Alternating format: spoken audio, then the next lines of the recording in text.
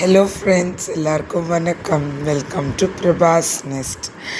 நான் வந்துங்க சயின்ஸ் டீச்சராக ஒர்க் பண்ணுறேங்க ஒரு ஸ்கூலில். கிரேட் 8க்கு சிபிஎஸ்சி. அதில் ஒரு லெசன் வந்து மைக்ரோ ஆர்கானிசம்ஸ் ஃப்ரெண்ட் ஆர் ஃபோ. சரிங்களா? அதில் வந்து ஒரு கேஸ் பேஸ்டு கொஷின் ஒன்று வந்திருக்கு.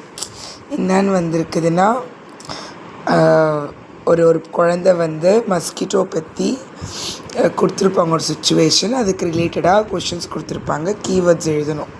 அதில் செகண்ட் கொஷின் வந்து another patient in the hospital was diagnosed with amoebic dysentery.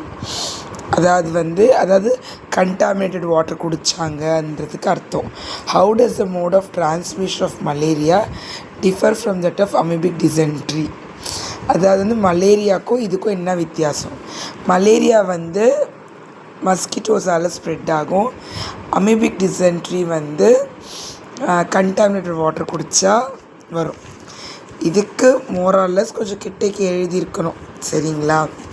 ஆனால் இப்போ நான் கரெக்ட் பண்ண பேப்பரில் ஒரு பையன் என்ன எழுதியிருக்கான்னா, she visited a hospital where her aunt works as a nurse.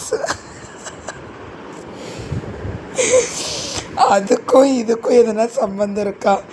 எவ்வளோ மன வலியில் பேப்பரை திருத்துனா இதில் இந்த மாதிரி ஒரு பதிலை எழுதி வச்சுருக்கான்.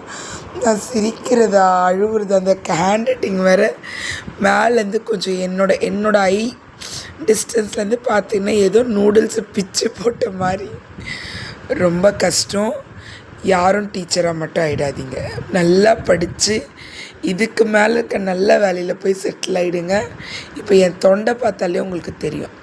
ஏன்னா கத்துறதுனால கிடையாது, இது வந்து கண்டினியூஸாக பேசுகிறதுனால வர சைடு எஃபெக்ட்ஸ். ஓகே, இது உங்களோட ஷேர் பண்ணணும்னு தோணுச்சு, ஷேர் பண்ணிட்டேன். பாய்.